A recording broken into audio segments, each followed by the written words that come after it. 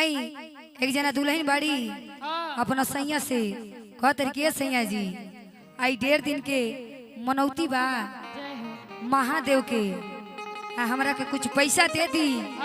और गोरखपुर से टिकट कटा दिए सैया हम बाबा के नगरी में जाए और भोलेनाथ के देवघर में जाके जल चढ़ाए। कह तरी कौन भाव में कि रे लगड़िया धराई द बलमुआ जाए के बाबा धाम नगरी धाम नगरी ए राजा धाम नगरी धाम नगरी ए पिया धाम नगरी।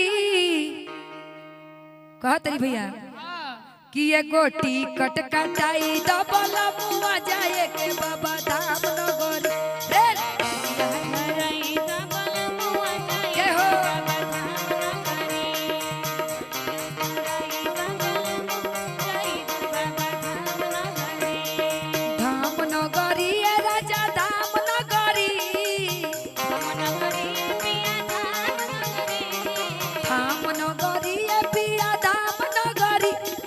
टिकट कटाई द बलमुआ जाए के बाबा धाम नगरी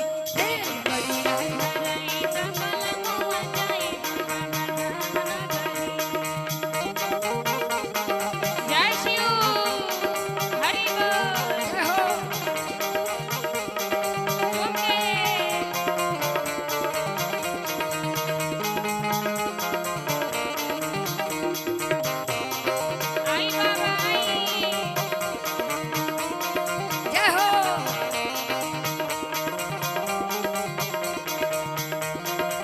और हमारे भैया गुरु भैया आप मंच पे आ जाइए और हमार बहन खुशबू मंच पे आप भी आ जाइए। कहत ये दुल्हनिया के सैया जी हम बाबा के बारे में बड़ा बखान सुन ले बानी। कहत ये कैसे सुन ले बानी बाबा के महिमा महान बा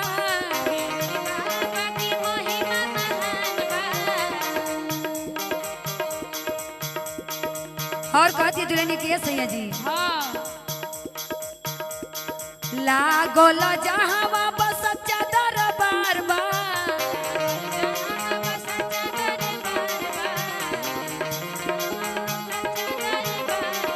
ए कहती दुल्हनी के सैया जी वो जे एगो सच्चा दरबार लागेला देव के देव महादेव के दरबार में जाए के एकदम हमार मन में श्रद्धा लाग गइल बा हम जाए। कहती दुल्हनिया कैसे कहती सुन ले बानी बाबा के महिमा महान बा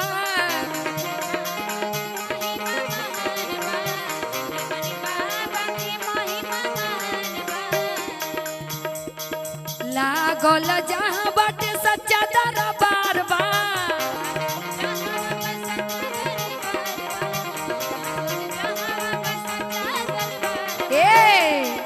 कहती है दुल्हनिया किए सैया जी हाँ खुशबू गुरु बहिना कहतनी और है गुरु भैया से कहतनी कि तू थोड़े पैसा के इंतजाम कर दो। कहतरी कैसे एगो कामर मंगाई द बलमुआ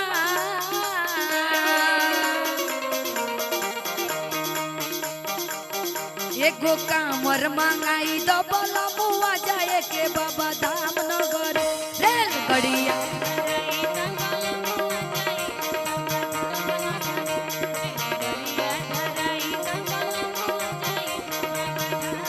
धाम नगरी राजा धाम नगरी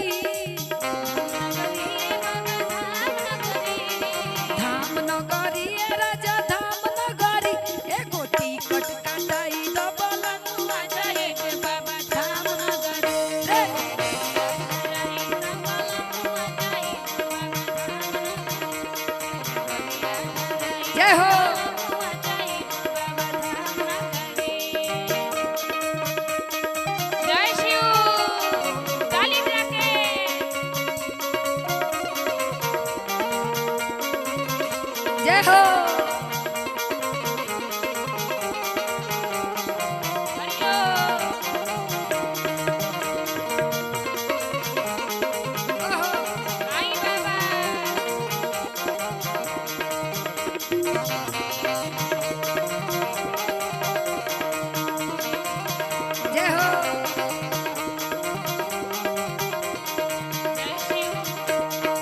और कहत ली दुल्हनिया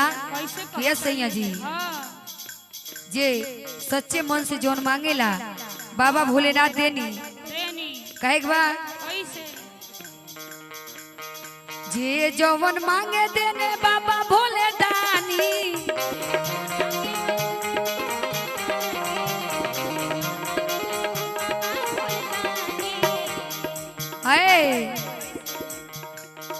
सब कर शारदा पूरा में भोले दानी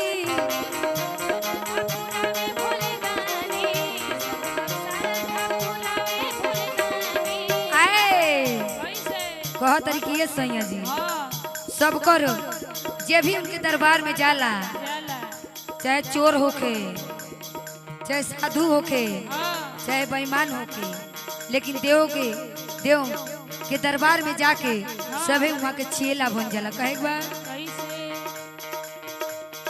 सुनले बानी बाबा तो हमें बोले दानी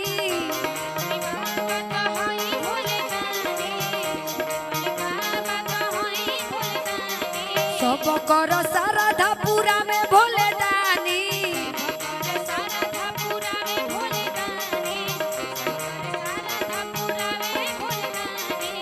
कह तरीके सैया जी एगो मन के लालसा पूरा दी कह तरीका तनी श्रद्धा पुराई दी बलमुआ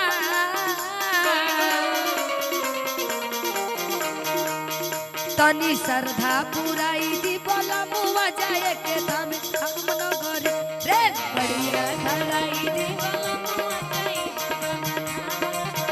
रे गड़िया धराई दी बलमुआ जाए के बाबा धाम नगरी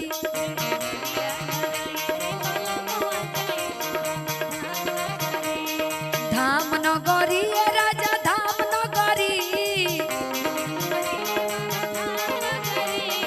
धाम नगरी राजा धाम नगरी एगो टिकट कटाई दी बलमुआ जाए के बाबा धाम नगरी